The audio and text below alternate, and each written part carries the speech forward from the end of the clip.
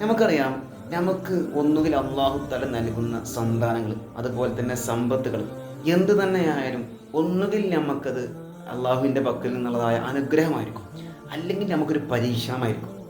നമ്മളിപ്പോൾ കഴിഞ്ഞ സമസ്തൻ്റെ 100-ാം വാർഷികം, ആ 100-ാം വാർഷികത്തിന് നമ്മൾ കാസർഗോഡ് പോയപ്പോൾ അവിടെ നിന്നുള്ളതായ സമ്പത്തുകളെല്ലാം ചെലവഴിച്ച് ആ നാട്ടിലുള്ള എല്ലാ ജനങ്ങളും ഒരുമിച്ച് കൂടിക്കൊണ്ട് അവിടെയുള്ള പള്ളികൾ, വീടുകൾ എല്ലാം ഉസ്താദുമാർ, അതുപോലെ തന്നെ ഇതിൻ്റെ പ്രവർത്തകർക്ക് വേണ്ടി ഒഴിഞ്ഞു കൊടുക്കുകയായിരുന്നു. അത് അവർക്ക് കൊടുത്ത സമ്പത്ത് അള്ളാഹുവിൻ്റെ മാർഗത്തിൽ അവർ എങ്ങനെയെങ്കിലും ചിലവായിക്കോട്ടെ എന്നുള്ള അനുഗ്രഹം, ഒരു ബോധത്തോടു കൂടി അവർ ഇസ്ലാമിൻ്റെ ദീനിന് വേണ്ടി അവർ ചിലവഴിക്കുകയായിരുന്നു. ഇസ്ലാമിനെ സ്നേഹിക്കുന്ന അഹ്ലു സുന്നത്തി വൽ ജമാഅത്തിനെ മുറുകെ പിടിച്ചുകൊണ്ട് മുന്നോട്ട് പോകുന്ന സമസ്ത കേരള ജംഇയ്യത്തുൽ ഉലമയെ എങ്ങനെയെങ്കിലും സ്നേഹിച്ച് എങ്ങനെയെങ്കിലും ഇതിനൊരു കണ്ണിയായിക്കൊണ്ട് പ്രവർത്തിക്കാൻ അവിടെയുള്ളതായ കാസർഗോഡത്തെ ആളുകളുണ്ടല്ലോ, അവർ വല്ലാതെ പരിശ്രമിച്ചിട്ടുണ്ട്, വല്ലാതെ സ്നേഹിച്ചിട്ടുണ്ട്. സ്നേഹിച്ച് കൊല്ലുക എന്നൊക്കെ നമുക്ക് പറയാം. കാരണം പള്ളിയിൽ പോയാൽ പള്ളിക്ക് കിടക്കാൻ സൗകര്യം. ഈ വെള്ളിയാഴ്ച ജുമുഅ നിസ്കാരത്തിൽ പല ആളുകളും പലവിധ പള്ളികളിലേക്ക് പോയിട്ടുള്ള, അടുത്തുള്ള പ്രദേശത്തുള്ള എല്ലാ പള്ളികളിലേക്കും ഇങ്ങനെ കഴിവിൻ്റെ പരമാവധി ഇവർ പോയിട്ടുണ്ട്.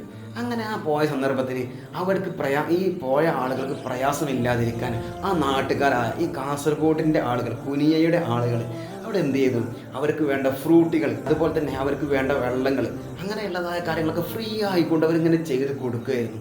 എങ്ങനെയാണ് അവർക്ക് ഇത് സാധിക്കുന്നത്? അവർ അത്രമാത്രം നെഞ്ചിലേറ്റി, സമസ്ത കേരള ജംഇയ്യത്തുൽ ഉലമയെ അത്രമാത്രം നെഞ്ചിലേറ്റിക്കൊണ്ട് സ്നേഹിക്കുന്ന ആളുകളാണ് ഈ കാസർഗോഡിലുള്ള ആളുകൾ. നമുക്ക് ഇന്നലെ ആ കുനിയയിൽ സമ്മേളനം നടക്കുമ്പോൾ അവിടെ നടത്തിയതായ അവരുടെ പ്രവർത്തനം കണ്ടാൽ തന്നെ നമുക്ക് മനസ്സിലാകും.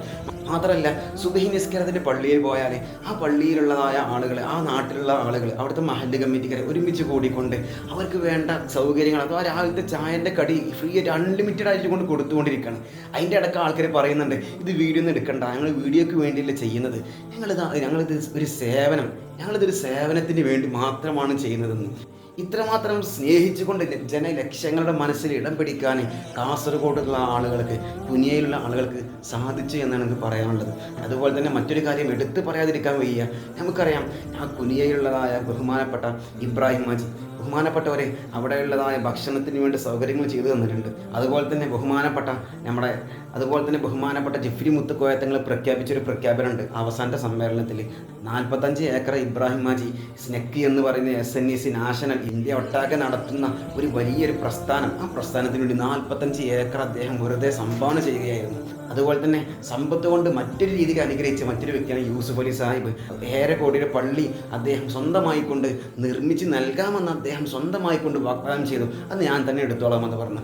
അതാണ് അള്ളാഹു തആല സമ്പത്ത് കൊടുക്കുമ്പോൾ, അല്ലെങ്കിൽ അള്ളാഹു തആല ആരോഗ്യം കൊടുക്കുമ്പോൾ, സമയങ്ങൾ കൊടുക്കുമ്പോൾ, ഈ സമയത്തിൽ അള്ളാഹു തആല അനുഗ്രഹം കൊടുക്കും. ആ അനുഗ്രഹം കൊടുത്ത ആളുകളാണ് ആ കാസർഗോഡത്തെ ആളുകളും അവിടെ സംഗമിച്ച ബഹുമാനപ്പെട്ട സമ്പത്തിന് ഉടമകളായ ഇബ്രാഹിം ഹാജിയും, അതുപോലെ തന്നെ കുനിയയിൽ എല്ലാവിധ സൗകര്യങ്ങളും ചെയ്തു തന്ന് എല്ലാവിധ സ്പോൺസറുകളും ഏറ്റെടുത്ത മറ്റൊരു ഇബ്രാഹിം ഹാജി കൂടെ ഉണ്ട് അവിടെ. അതുപോലെ തന്നെ യൂസുഫ് അലി സാഹിബ്, അള്ളാഹു തആല അവർക്കൊക്കെ അവർ ചെയ്യുന്ന ഈ പ്രവർത്തനങ്ങൾ, ഇങ്ങനെയുള്ള നന്മകൾ നിറഞ്ഞ പ്രവർത്തനങ്ങൾ കൊണ്ട് തന്നെയായിരിക്കും അവർക്ക് അള്ളാഹു തആല സമ്പത്ത് ഒരിക്കലും നഷ്ടപ്പെടുത്താതെ അവരങ്ങനെ ഉയർച്ചയിലേക്ക് എത്തിച്ചു കൊണ്ടിരിക്കുന്നത്.